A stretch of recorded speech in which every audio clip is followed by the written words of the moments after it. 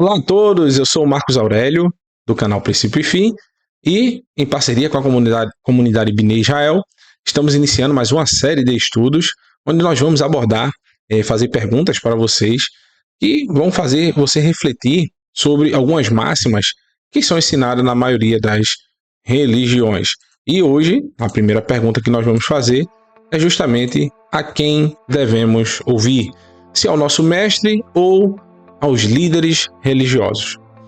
Em sua grande maioria, as religiões, elas têm uma mensagem que é anunciada por sua liderança, que é a mesma, parece ser igual, que é justamente Jesus, conhecido também pelo seu nome em hebraico Yeshua, fundou uma nova religião acabando com a necessidade de se cumprir o que é conhecido como Velho Testamento, Antiga Aliança. Hoje, a igreja não precisa mais desses mandamentos, pois vivemos na graça.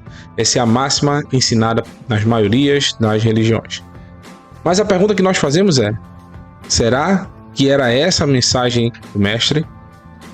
O Messias, que seria enviado para o povo de Israel e para as nações, para o mundo, tem uma mensagem totalmente diferente. No livro de Mateus, no capítulo 5, versículo 17, ele deixa muito claro que ele diz o seguinte: não cuideis que vim destruir a lei ou os profetas. Não vim destruir, mas cumprir.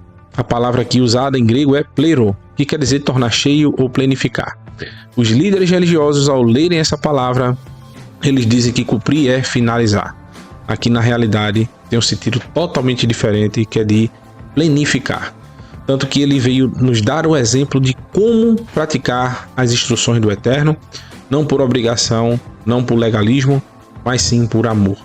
Tanto que no versículo subsequente, o versículo 18 e 19, ele reafirma isso de várias formas possíveis. Veja o que diz no versículo 18. Porque em verdade vos digo que, até que céus e a terra passem, até esse momento não passaram, né? Nem um jota, nem um tio jamais passará da lei sem que tudo seja cumprido. Aqui no texto original quer dizer nem um iud, né? Ou um tracinho kotes, um tracinho, o menor que tem na letra do caracteres em hebraico, poderá ser retirado, porque poderia mudar o sentido de uma palavra. Então ele está dizendo que nada pode ser retirado. Pois que violar um desses mandamentos, por menor que seja, e assim ensinar aos homens, será chamado menor no reino dos céus. Aquele, porém, que cumprir e ensinar, será chamado grande no reino dos céus. Então, outra pergunta que nós podemos fazer: você quer ser pequeno ou grande? Você quer estar no reino dos céus? Porque um sentido mais apurado desse pequeno justamente será cortado, aquele que será deixado de fora. Então, qual é a função do Messias anunciado pelos profetas? Quando os profetas anunciaram o Messias, ele teria uma missão. No profeta Ezequiel, no capítulo 37, versículo 24, diz o seguinte: o meu servo Davi será rei sobre eles, e todos eles terão um só pastor, e andarão nos meus juízos e guardarão os meus estatutos e os observarão. Então a função desse pastor é fazer com que os discípulos do Eterno e do próprio pastor, do próprio mestre, guardem os mandamentos de Deus, e que na época do profeta Ezequiel era a sua lei, a lei conhecida como Lei de Moisés.